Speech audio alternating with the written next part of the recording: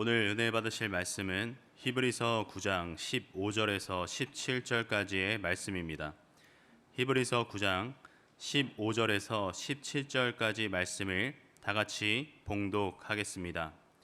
이로 말미암아 그는 새 언약의 중보자시니 이는 첫 언약 때에 범한 죄에서 속량하려고 죽으사 부르심을 입은 자로 하여금 영원한 기업의 약속을 얻게 하려 하심이라.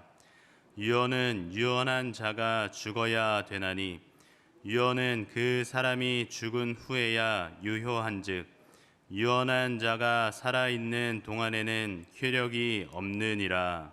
아멘. 찬양의 귀한 찬양, 하나님께 영광이 우리에게 은혜가 된 줄로 믿습니다. 감사드립니다.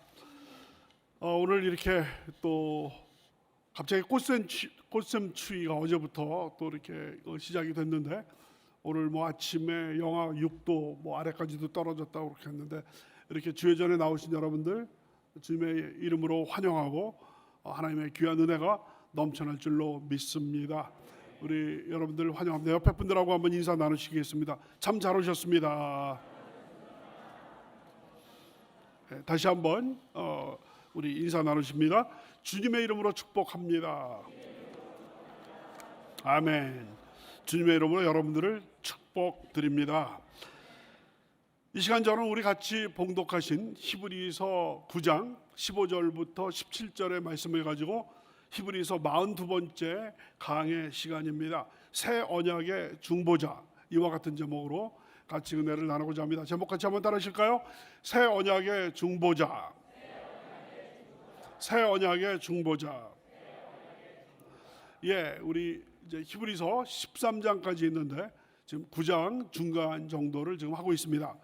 예, 9장은 앞부분은 1절부터 10절에 그 첫 번째 언약에서 새 언약이라는 얘기는 이전의 언약이 있었다는 얘기 아닙니까? 그래서 첫 번째 언약의 그 성전과 제사법, 그래서 예루살렘 성전, 광야의 성막, 예, 크게 두 부분으로 나눠져 있죠.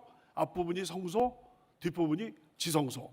그래서 성소는 대제사장들이 매일, 또 지성소는 대제사장이 딱 한 번, 예, 그런 어떤 차이가 있었는데, 어쨌든 11절부터 지금 우리가 이제 공부를 하고 있는데, 지난 시간에 우리 예수님께서는 그것들보다 더 좋고 더 크고 온전한 장막에서 섬기기 위해서 이 땅에 오셔서 자기 자신을 제물로 단번에 영원한 속죄를 이루시고 하늘 성소로 들어가셨다. 아주 대단한 말씀이죠. 한번 따라하실까요? 예수님께서는 더 크고 온전한 장막에서 자기를 제물로 드려 단번에 영원한 속죄를 이루셨습니다. 믿으시면 아멘.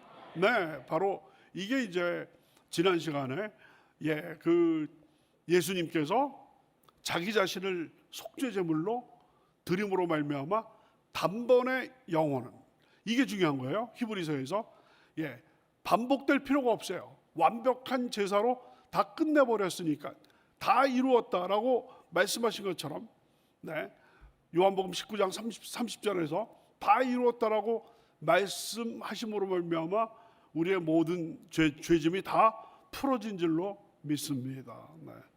그래서 그 지난 시간에 히브리서에서 뭐라고 나와 있냐면, 염소와 황소의 피가 사람의, 죄인의 그 죄를 정결하게 할 수 있었다라고 한다면은, 염소와 황소의 피와 비교할 수 없을 정도로 고결하신 예수 그리스도의 피가 어찌 너희들의 모든 죄와 허물을 정결하게 하지 못할 것이냐, 이런 말씀이 쭉 있게 되는 것이죠. 그래서 그리스도의 놀라운 피가 우리의 모든 죄를 깨끗하게 하셨을 뿐만 아니라 주님 앞에 이제는 당당하게 섬길 수 있게 하셨다라는, 우리의 모든 죄를 속해 주시고 하나님 앞에서 예배드릴 수 있게 하셨다라는 것이 전편의 마지막 장면입니다. 우리 마지막 절 9장 14절, 히브리서 9장 14절 다 같이 한번 읽겠습니다. 시작.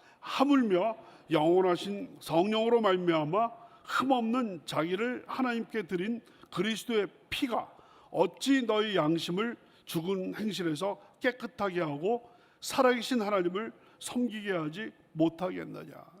그래서 구약의 그 염소와 황소의 피는 겉으로 보이는 어떤 부정한 것을 깨끗하게 해줄지는 몰라도 마음속 깊은 양심까지 깨끗하게 할 수는 없었을 텐데, 바로 그리스도의 피가 우리들의 양심, 죄와 허물을 다 용서하여서 양심을 깨끗하게, 속사람을 깨끗하게 하셨을 뿐만 아니라 하나님 앞에 이제는 당당히 예배드릴 수 있는 예배자로 서게 하셨다는 것이 지난주에 마지막 장면입니다.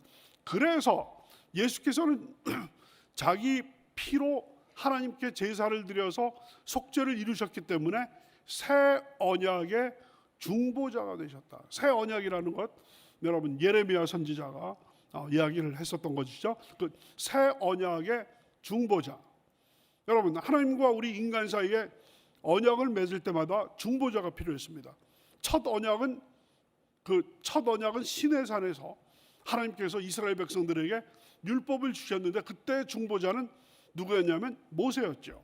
그래서 첫 언약의 중보자는 모세였습니다. 그래서 모세가 시내산에서 40일 동안 하나님과 완전히 동행하면서 그 모든 율법을 받아가지고 이스라엘 백성들에게 나누어 주게 된 거죠. 그러면 두 번째 언약, 새 언약, 옛 언약을 대체하는 새 언약의 중보자는 누구냐? 예수님이라는 것이죠. 첫 언약의 중보자는 누구라고 그랬어요? 모세. 두 번째 새 언약의 중보자는 누구라고 그랬어요? 예수님. 예수님께서 십자가에서 여러분과 저의 모든 죄를 사하시기 위해서 돌아가심으로 말미암아 새 언약, 예레미야 선지자가 예레미야 31장 31절부터 34절에서 예언한 그 새 언약이 체결되게 되었다는 것입니다. 이게 이제 오늘의 내용이 되겠습니다. 15절부터 17절까지 하나씩 읽으면서 중요한 내용들을 보도록 하겠습니다. 15절이 가장 중요합니다.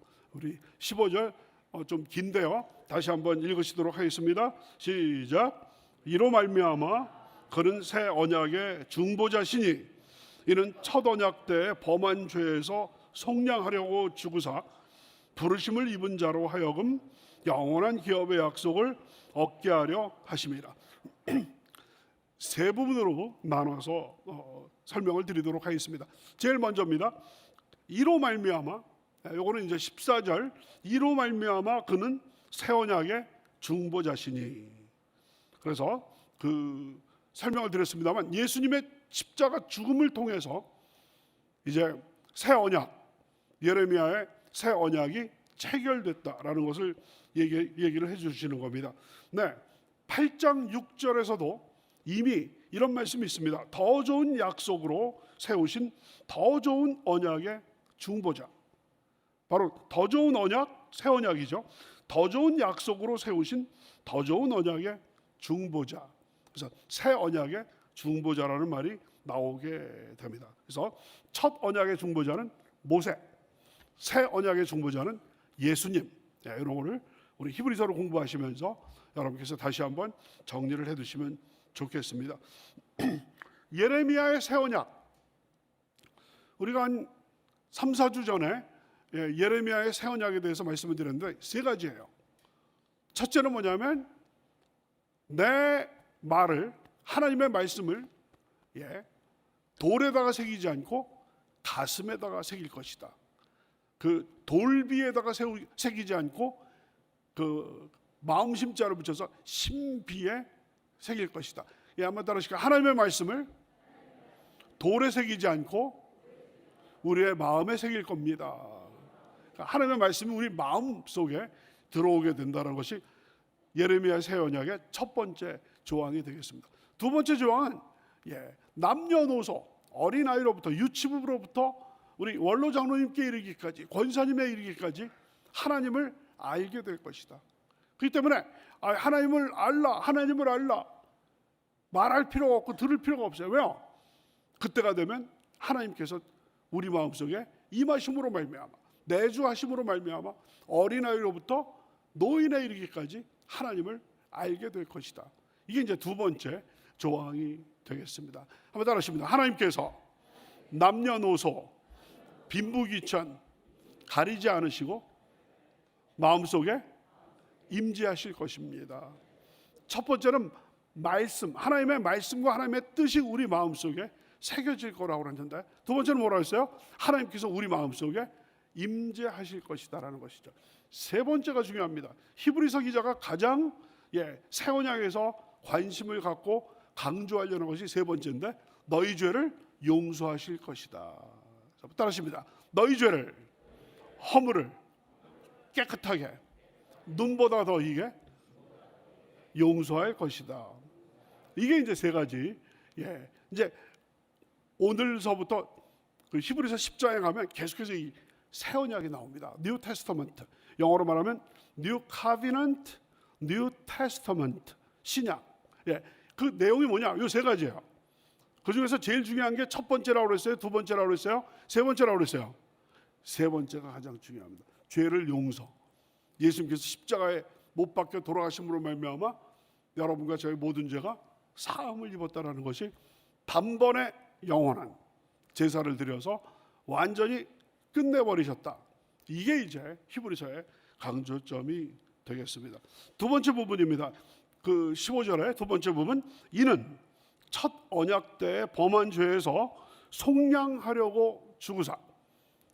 중요한 말씀입니다. 다시 한번, 이는 첫 언약 때, 구약 시대 때 범한 죄에서 속량하려고 주구사. 그래서 그리스도의 십자가가 가져온 첫 번째 결과가 바로 이겁니다. 옛 언약에서 우리가 범한 죄를 속량하시기 위해서, 죄의 종으로 우리 잡혀 있었던 것을 구해내서 해방시키기 위해서 죽으셨다라는 그런 내용이 되겠습니다. 여기서 죄, 성경원에서 여기서 죄는요, 보통 많이 쓰이는 죄하고 그 단어가 다릅니다. 그 보통 많이 쓰이는 거는 여러분 뭐 목사님들 통해서 들어보셨겠습니다만 하마르티아라고 들어보셨을 거예요. 한번 따라하실까요? 하마르티아, 하마르티아. 보통 이제 성경에서 말하는 죄는 거의 대부분 하마르티아라는 단어를 사용하고 있습니다. 그 하마르티아는 뭐냐면 많이 들어보셨을 거예요. 우리나라 그 양궁 선수들 세계 최고 아닙니까? 딱 그 관역이 있는데, 관역을 향해서 활시위를 달렸는데, 여러분 관역에서 빗나가는 것, 목표점에서 빗나가는 것, 하나님의 말씀에서 빗나가는 것을 죄라고 했는데, 그게 이제 하마르티아입니다. 근데 여기서는 뭐냐면 그 여기서는 그 죄가 파라바시스, 파라 하면 옆으로라는 뜻이고 바시스라고 하면 옆으로 걸어가는 거예요. 그러니까 가다가 옆으로 샌 거예요. 그러니까 탈선이죠. 탈선. 그래서 어떤 성경의 죄, 아무래도 성경은 죄를 다루고 있기 때문에 죄에 대해서 여러 가지 많은 단어를 쓰고 있습니다. 여러분 열대지방에서는 눈을 볼 수가 없지 않습니까?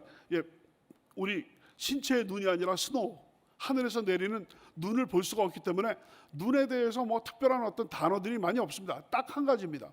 그런데 여러분 에스키모들은 이건 뭐 1년 12달 눈, 뭐 1년 12달 아닙니다만 1년에 상당 기간 동안에 눈을 보는데, 눈이라는 그 단어가 10가지가 넘는다는 이런 얘기를 하고 있습니다. 우리말에서도 쌀이 눈, 한방눈, 그 또 뭐 여러 가지 많이 눈들, 이런 것들이 있지 않습니까? 펄펄 눈이 옵니다라는 거 할 때 말입니다. 그런 것처럼 이 우리 성경은 인간의 죄를 다루고 있기 때문에 죄에 대해서 여러 가지 많은 어떤 다양한 단어들을 쓰고 있는데, 지금 여기에서는 그 하마르티아, 관역에서 벗어났다라는 그런 의미도 있습니다만, 여기서는 특별히 잘 가다가 옆으로 새는 거죠.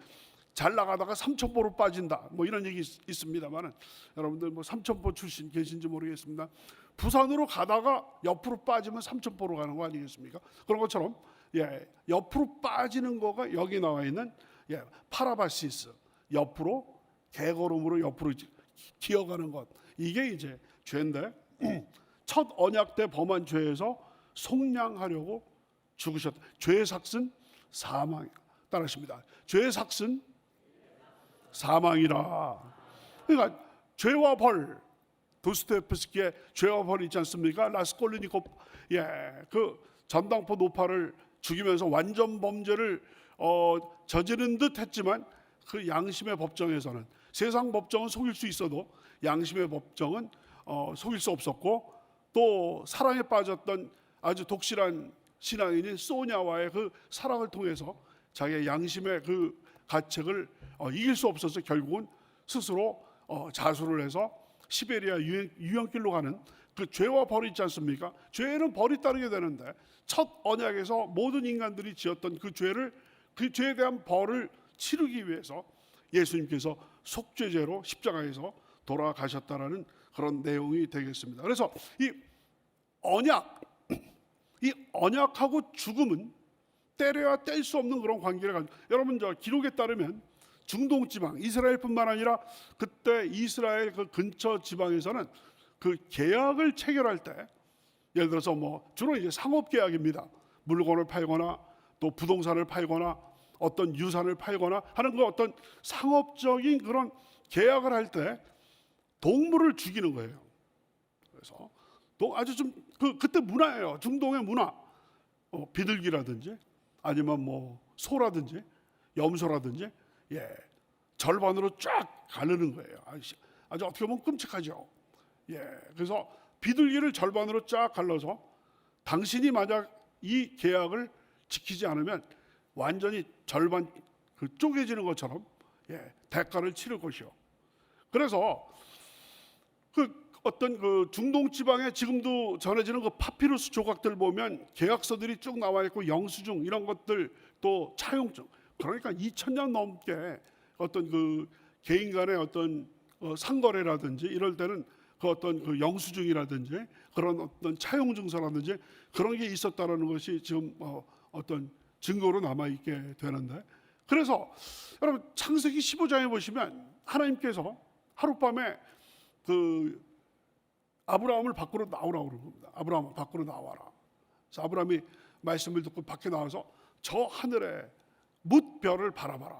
뭐 그때 당시에는 여러분 그 환경 오염도 없었을 것이고, 그러니까 뭐 반짝반짝 은하수가 쫙 보이고 별들이 그냥 반짝반짝 문자 그대로 별이 빛나는 밤에가 쫙 돼 있죠. 그때 하나님께서 내 자손이 저 밤의 별처럼 많을 것이다. 근데 이제 아브라함이 그것을 믿었어요. 15장 6절, 아브라함이 이를 믿음에 하나님이 그의 의로 여기셨다.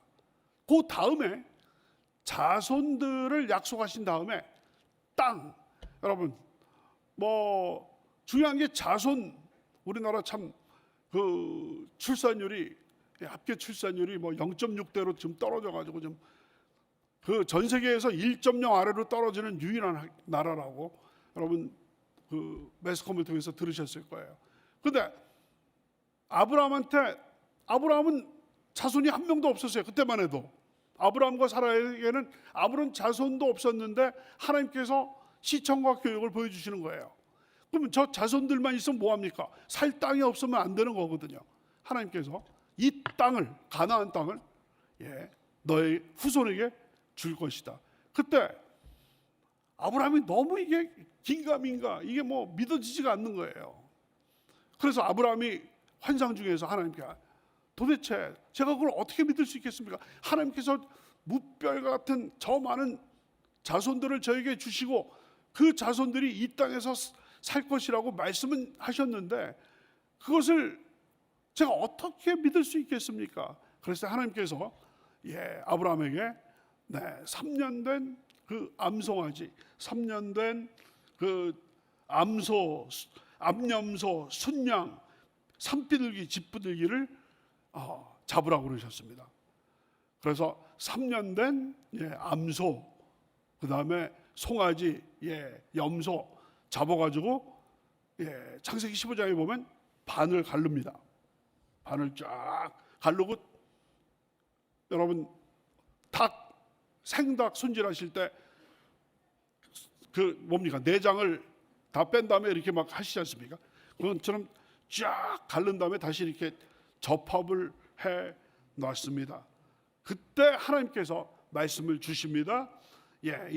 네 이 별과 같이 많은 너의 후손들이 이방 땅에 끌려가서 400년 동안 종살이를 할 것이다. 하지만 400년이 지난 후에 그들이 그 나라를 나오게 될 텐데 엄청나게 많은 재물을 가지고 와서 이 땅에 정착해서 살 것이다라고 약속을 하십니다. 그런데 저녁 때쯤 되니까 화로가 하나가 나타나서 아브라함이 쪼개놨던 그 암소, 그 다음에 염소, 비둘기 그 사이로 지지지지지지지지지지지지 다 태우는. 그래서 그 창세기에서 하나님께 드리는 그 제사의 어떤 시초가 되는 그것이 창세기 15장에 바로 그 아브라함과 하나님께서 맺으신 그 언약, 그 언약에 동물의 희생이 있었던 것이죠. 그런데 그 인근의 이 중동 지방에서도 바로 크고 작은 아브라함이 하나님께 드렸던 그 3년생 암소, 그 다음에 송아지, 그 정도로 대규모는 아니라 할지라도 계약을 체결할 때마다 짐승들을 희생시켰다라는 것이 그때 당시에 중동 지방의 아주 보편적인 그런 문화였다라는 이런 기록이 지금 남겨져 있습니다. 그래서 여러분 창세기 15장 17절입니다. 해가 져서 어두울 때 연기 나는 화로가 보이며 타는 횃불이 쪼갠 고기 사이로 지나더라. 지지지지지.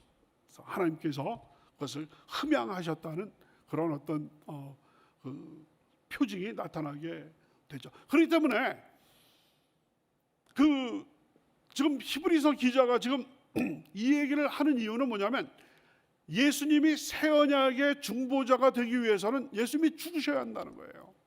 필연성, 예수님의 죽음의 필연성을 얘기.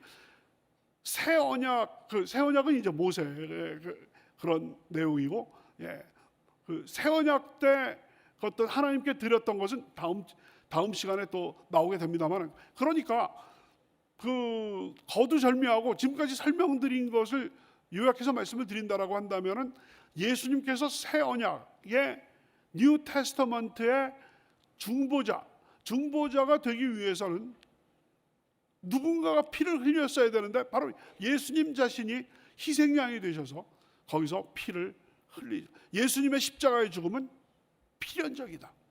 새 언약이 유효하기 위해서는 예레미야가 그 세 가지 사항이 있는 그 예레미야가 예언한 그 새 언약이 효력을 발휘하기 위해서는 예수님께서 십자가에서 죽으셔야 했다.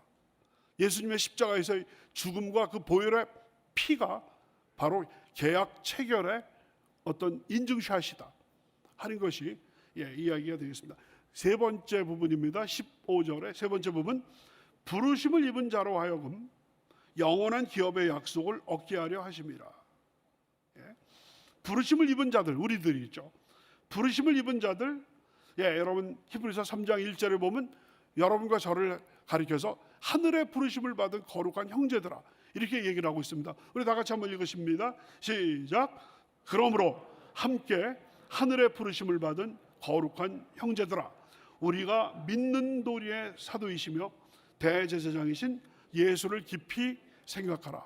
예수를 깊이 생각하라 하는 하늘의 부르심을 한번 따라하십니다. 우리는 하늘의 부르심을 받은 자입니다. 믿으시면 아멘. 하나님께서 하늘에서 우리를 부르셨습니다. 여러분과 하나님께서 부르지 않으시면 이 자리에 오실 분이 한 분도 없는 줄로 믿습니다. 여러분과 저는 하나님의 부르심을 받아서 이 자리에 와서 주님 앞에 예배드리는 줄로 믿습니다. 그래서 부르심을 입은 자로 하여금 영원한 기업의 약속을 얻게 하려. 영원한 기업, 나의 영원하신 기업, 생명보다 귀하다 하는 그 찬송이 있듯이 나의 영원하신 기업, 영원한 기업의 약속을 받게 하려 하심이라. 그래서 아까 예수님의 십자가 희생의 결과로 첫 번째 결과가 첫 언약 때 범한 죄에서 속량하시는 것이 첫 번째. 주님의 십자가에서 희생이 우리가 율법을 어긴 그 모든 죄에서 속량받기 위해서 주님께서 십자가에서 못 박혀 돌아가셨고, 그 다음 플러스 알파로 영원하신 기업의 상속자가 되는 그 약속을 도장을 찍기 위해서 주님께서 십자가에서 못 박혀 돌아가셨다. 두 번째, 예수님의 그 십자가 희생의 두 번째 결과가 바로 여기에 나와 있는 부르심을 입은 자로 하여금 영원한 기업의 약속을 얻게 하려 하심이라. 귀한 약속을 주신 줄로 믿습니다. 그래서 여러분 히브리서 6장 11절부터 12절입니다. 우리가 간절히 원하는 것은 너희 각 사람이 동일한 부지런함을 나타내어 끝까지 소망의 풍성함에 이르러 게으르지 아니하고 믿음과 오래 참음으로 말미암아 약속들을 기업으로 받는 자들을 본받는 자 되게 하려는 것이다. 약속들, 우리에게 주어진 약속들을 기업으로 받는 자. 그래서 영원하신 기업의 약속을 받게 하도록 하기 위해서 주님께서 십자가에 못 박혀 돌아가셨다는 말씀을 주고 있습니다. 16절, 17절은 아주 상식에 속하는 그런 내용이 되겠습니다. 16절 다 같이 읽습니다. 시작. 유언은 유언한 자가 죽어야 되나니. 이거예요, 여러분. 유언이 효력을 미치려면은 여러분 그 재벌 회장님이 이제 유언장을 미리 변호사 입회하에 만들어놨습니다. 근데 그게 효력을 발생하려면 어떻게 됩니까? 그 재벌 회장님이 살아있을 때는 뭐 아무것도 아니죠. 근데 그 재벌 회장님이 세상을 떠난 그 직후에야 그 유언장이 효력을 발휘하는 것처럼 거기 보니까 유언은 유언한 자가 죽어야 되리니. 그래서 이 17절도 이제 마찬가지인데요. 왜 갑자기 언약 나오다가 유언이 나왔느냐? 그 일종의 히브리서 기자가 여기서 언어 유희, 다른 말로 하면 말장난인데 성경 저자가 말장난한다 그러면 좀 그렇잖아요. 그래서 그 좀 점잖게 표현해서 바로 그 히브리서 기자가 여기서 언어 유희를 하고 있는데 어떤 언어 유희를 하고 있냐면 여태까지 계속 그 많이 나왔던 새 언약이라는 말이 헬라어로 디아세케라고 하는데 그 디아세케는 언약이라는 뜻도 있지만 유언이라는 뜻도 있습니다. 유언. 그러니까 그 이번에는 히브리서 기자가 이 디아세케를 유언, 그 언약, 그 카비넨트라는 것은 그 거기에 그 어떤 그 관계자가 관련된 사람이 죽어야지 그게 효력을 발휘하는 것이다. 그래서 예레미야의 새 언약. 근데 예레미야의 새 언약을 그 언어를 보면 새 유언이라고도 말할 수 있어요. 예레미야의 그 새 유언은 누군가가 죽어야지 그 유언이 효력이 발생하는 게 아니냐. 그렇기 때문에 그 유언의 당사자이신 예수님은 돌아가셔야 된다라는 얘기를 여기서 이제 하고 있습니다. 그래서 여러분 유언도 그렇고 유산, 부모님의 유산을 자녀가 상속하려면 부모님이 돌아가신 후에야 가능한 거지 않습니까? 하지만 여러분 탕자, 두 아들 중에서 그 탕자는 아버지가 지금 시퍼렇게 살아 계시는데 그 아버지 언젠가는 돌아가실 테니까 저한테 미리 유산을 주십시오. 말이 되는 얘기입니까? 완전히 호로자식이죠. 호로자식. 그러니까 그런 것처럼 유산도 그 어떤 그 유산을 남기신 분이 돌아가셔야지 그 어떤 이 유산이 상속이 되는 것처럼 유언도 마찬가지다. 유언도 그 당사자가 어떤 이 세상 사람이 아닐 때야 그게 효력이 있는 거가 아니냐. 그러므로 예수 그리스도의 십자가 죽음은 필연적인 것이다. 바로 예레미야의 새 언약이 효력을 발생하기 위해서는 어쩔 수 없이 그 새 언약의 당사자이신, 새 유언의 당사자이신 예수께서는 돌아가셔야 된다는 것이죠. 17절도 마찬가지입니다. 다 같이 17절 시작. 유언은 그 사람이 죽은 후에야 유효한즉 유언한 자가 살아있는 동안에는 효력이 없느니라. 똑같은 얘기죠. 그러니까 뭐 읽으시면 그 이해가 되는 앞부분입니다. 유언은, 다른 말로 하면 새 언약은, 예레미야의 새 언약은 그 사람이, 새 언약의 중보자가, 그러니까 유언은 그 사람이 죽어야, 그 얘기는 새 언약은 새 언약의 중보자가 죽어야 유효하다. 이건 바로 16절 앞에 있는 16절을 그대로 반복한 그런 내용이 되겠습니다. 유언은 그 사람이 죽은 후에야 유효한 점. 조금 있으면 이제 다음 시간쯤 되면 그 유명한 히브리서 9장 22절에 보면 피 흘림이 없은즉 피 흘림이 없은즉 사함도 없느니라. 우리 다 같이 따라하십니다. 피 흘림이 없은즉 사함도 없느니라. 구약 시대 때도 그렇고 신약 시대 때도, 구약 시대 때도 염소, 황소, 숫송아지의 피를 흘려야 속죄가 됐던 것처럼 신약 시대 때는 예수님의 피를 통해서 피 흘림이 없은즉 사함이 없다. 그러므로 여러분 예레미야의 새 언약의 세 번째 조항, 내가 너희 죄를 용서하리라. 죄를 용서받기 위해서는 피 흘림이 있어야 되는 것이죠. 필연적으로 예수님의 죽음이 필요하다. 죽음도 그냥 뭐 죽는 게 아니라 피를 흘리면서 옆구리에 창, 머리에 가시면류관, 양손에 굵은 대목, 그래서 피를 흘리시면서 돌아가셨다라는 것이죠. 그래서 두 번째 부분, 유언한 자가 살아있는 동안에는 예수께서 십자가를 지시기 전까지는 효력이 없다라는 그런 내용이 되겠습니다. 그래서 오늘 말씀을 정리를 하면 지난주와 이번 주는 계속해서 하나로 연결이 되는 겁니다. 지난주는 예수님께서 더 좋은 제물로 이 땅에 오셔서 더 크고 완전한 그 장막에서 자기의 피를 들여서 단번에 영원한 속죄를 이루시고 성소에 들어가셨는데 염소와 황소의 피로도 육체를 깨끗하게 할 수 있으면 그 그리스도의 그 보배로운 피가 어찌 너희 죄를 사하시고 또 너희를 하나님 앞에서 섬길 수 있게 하지 못하겠느냐, 그런 얘기가 있었는데 오늘은 그것보다 더 나가서 그러므로 말미암아 예수께서는 새 언약의